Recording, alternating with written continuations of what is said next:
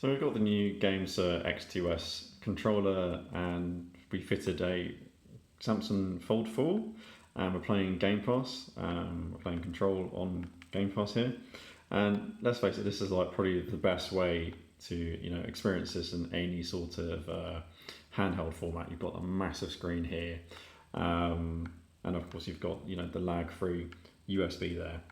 And this is obviously one of the few controls that supports the left-hand side on the control, so absolutely great format for the Fold4.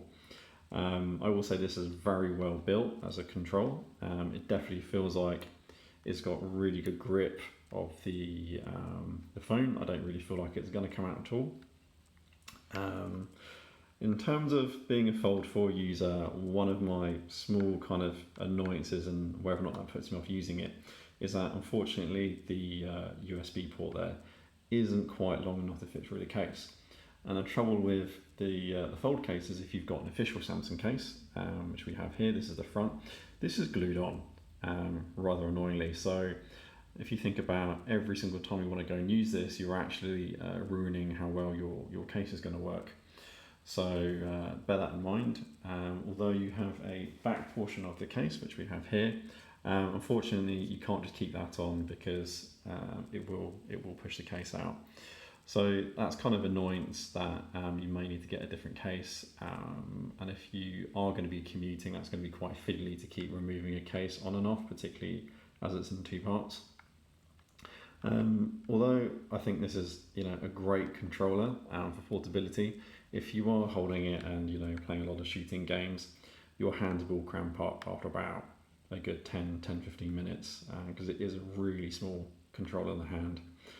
You've got to really wrap your hands around the each side here, so do keep that in mind. In terms of like other options, we also got the Direwolf 2, which obviously is a Bluetooth controller. This is much cheaper. So this cost me £50 to get into the UK. This costs £33. Both have Hall effect joysticks and triggers, whereas this has Bluetooth and a battery to add to the cost. I don't know why the Gamesir is so much more. There's no wireless, there's no battery, so I do feel like it is quite expensive for what it is. Although if you've got a Fold, that might not be an issue for you. But yeah, it's a great control.